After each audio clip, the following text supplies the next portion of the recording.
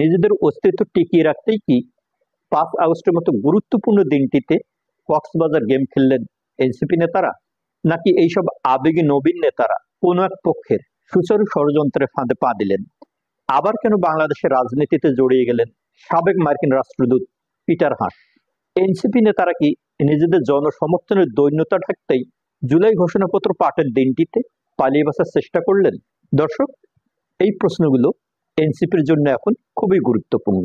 5 August এই তারিখটি বাংলাদেশের ইতিহাসে একটি অন্যতম দিন হিসেবে জায়গা করে নিয়েছে, যার মালিকানার একমাত্র দাবিদার বলে মনে করেন বৈষম্যবিরোধী ছাত্র আন্দোলনের প্ল্যাটফর্মটি, যেখান থেকে আবার আত্মপ্রকাশ করে ছাত্রদের নতুন রাজনৈতিক দল এনসিপি। কাজেই স্বাভাবিকভাবেই ধরে নেওয়া হচ্ছিল 2025-এর 5 আগস্ট এই দিনটিকে বিশেষভাবে উদযাপন করবে এনসিপি ও সারা দেশের ছাত্র সমাজ। এই দিনটি একদিকে যেমন তাদের বিজয়ের দিন, তেমনি তাদের দাবি মেনে সরকারিভাবে বহু প্রত্যাশিত জুলাই ঘোষণাপত্র বা জুলাই সনদ ঘোষণারও দিন নির্ধারণ করেছে ডক্টর ইউনূসের সরকার। অথচ এমন একটি দিনে এনসিপির প্রায় সব কেন্দ্রীয় নেতারা হঠাৎ করেই উড়ে গেলে কক্সবাজার সমুদ্র সৈকতে ঘুরতে, একেবারে প্লেনে চড়ে এবং 5 স্টার হোটেল বুক করে। টাকার হিসেব মেলাতে গেলে এই সফরে ব্যয়ের অঙ্ক দাঁড়াবে কয়েক লক্ষ টাকা, যা ছাত্র নেতৃত্ব দ্বারা প্রতিষ্ঠিত একটি নতুন দলের কেন্দ্রীয় নেতাদের জন্য খুবই অস্বাভাবিক, যখন কিনা এইসব ছাত্র নেতারাই বছরখানেক আগে টিউশনি আর কোচিং বাণিজ্য নির্ভর জীবন কাটাতেন। ফলে তাদের প্রত্যেকটি বিলাসী কর্মকাণ্ডেই সারা দেশ জুড়ে আলোচনার জন্ম দিচ্ছে। এখন যেমন তাদের এই সমুদ্র সফরকে কেন্দ্র করে যা নয় তাই বলা হচ্ছে এনসিপির এইসব নেতারা নাকি বাংলাদেশে নিযুক্ত আমেরিকার সাবেক রাষ্ট্রদূত পিটার হাসের সঙ্গে ষড়যন্ত্রের জাল বুনতে গোপন বৈঠকে মিলিত হচ্ছেন সমুদ্র সৈকতের বিলাসী হোটেলে। কিন্তু নানান মাধ্যমে খোঁজ খবর নিয়ে জানা যাচ্ছে পিটার হাস এখন ওয়াশিংটনে অবস্থান করছেন। অথচ কোনো এক পক্ষ বেশ কৌশলে এনসিপির এইসব শিশু নেতাদের সঙ্গে পিটার হাসের নামটি জড়িয়ে দিলেন, কারণ পিটার হাস এমন একটি চরিত্র ছিলেন যিনি 2024-এর জুলাই আন্দোলনের শুরুর দিকে বাংলাদেশ থেকে বিদায় হলেও তার সময় 2 বছর তিনি বাংলাদেশের রাজনীতির একজন গুরুত্বপূর্ণ ব্যক্তি ছিলেন।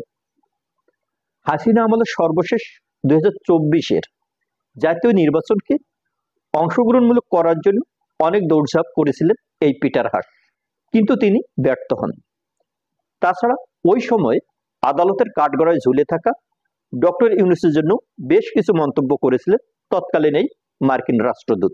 তাই অনেকেই মনে করে থাকেন হাসিনাকে সরানোর জন্য জুলাই আন্দোলনটা ছিল পিটার হাস এবং ডক্টর ইউনূস কর্তৃক প্রযোজিত একটি নাটক, যার কুশীলব আজকের এনসিপি নেতারা।